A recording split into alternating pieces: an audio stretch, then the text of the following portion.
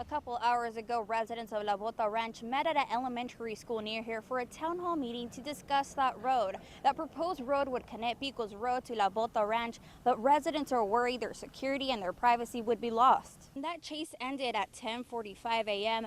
near the dorm rooms here at Tammy U, and officials say there were 9 illegal immigrants in that vehicle who tried to flee, but only 7 were caught. In footage obtained by KGNS, in this criminal complaint, Bradley says he made 2 stops when driving from San Antonio to Laredo. The first stop was at mile marker 13, where he says he'd stopped to get his truck washed. Councilman Algal aims to alleviate the traffic for the residents in North Laredo by connecting Pico Road to La Bota Ranch with a road along the riverbank to be used as an alternative route. A warehouse fully stocked with items ready to be sent off to Mexico. We could take a look here and we see some tools like this saw. And if we move over here, we see even more items ready to be shipped off like these hammers. It's a thriving business, the business owner says, but his only concern is NAFTA. Out here in Del Mar, and the streets are pretty empty right now, but that will change in a couple minutes. As you mentioned, most of the school's bells ring at 7:45, so be patient and don't rush because you can expect a lot of traffic out here. Now, the incident is being investigated by the Laredo Police Department and CBP. Reporting live from Tammy U, Yocelin Gallardo, KGNS News.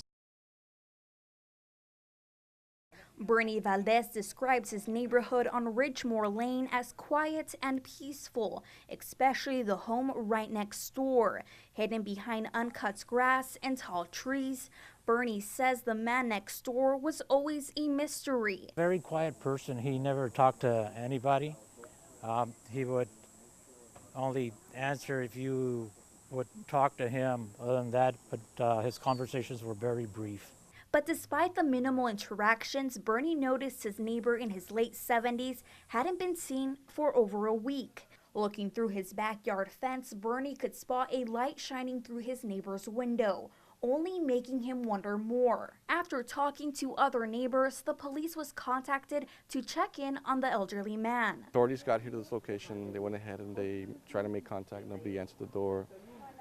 Because of the age and the welfare concern, they went ahead and entered the home and made the discovery of a lifeless body of a male, believed to be in the 70s. Police say there was no signs of foul play or forced entry.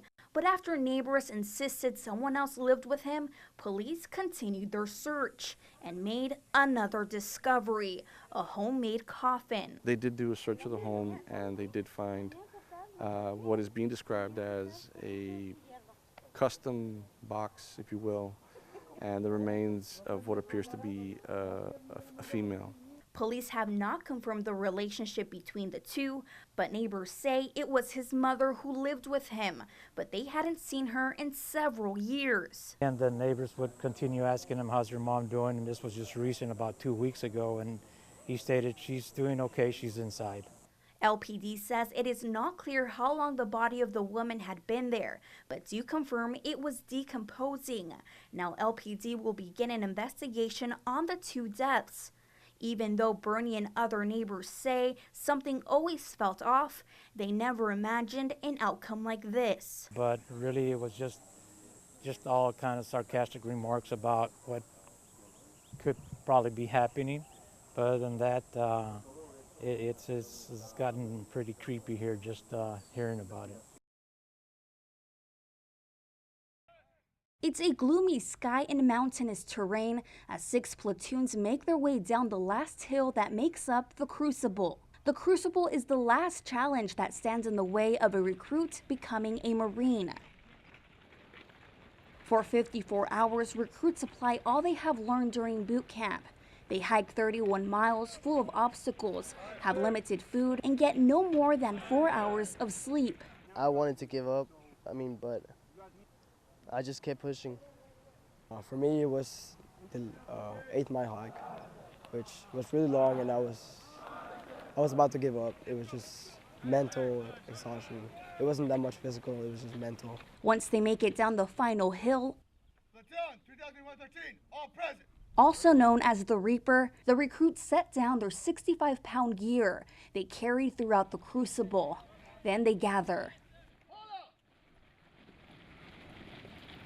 to be reminded about those who have been there before them and why all the pain and sacrifice was worth it after 3 months of boot camp. You have proven that you deserve to be part of America's warrior elite. You should always look back on this day with a great sense of pride, for you have accomplished what few dare to try. You have earned the title Marine. Congratulations, and Semper Fidelis.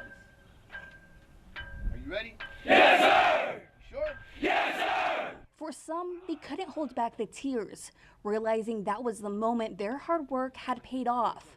The men stand up, no longer recruits, but now Marines. The drill instructor that has guided them through their journey, in a stern handshake, hands them the Eagle Globe and Anchor emblem, along with words of encouragement. I've been waiting for that moment for a long time. So when the Eagle Globe and Anchor was placed in my head, I just started crying. It was really emotional. Finally being able to be Marine, which was the main goal, 3 months being here for. Now over 300 new Marines stand at the end of the Reaper. 2 of those men are First Private Class Raul Pineda Garza and Private Fernando Garcia from Laredo. I wanted to cry, because especially I'm the first person in my family to become a Marine. And finally being able to hold the Eagle Globe and Anchor in my hand and sing the Marine Corps hymn, it was a really emotional moment. And I was crying, but loud and proud.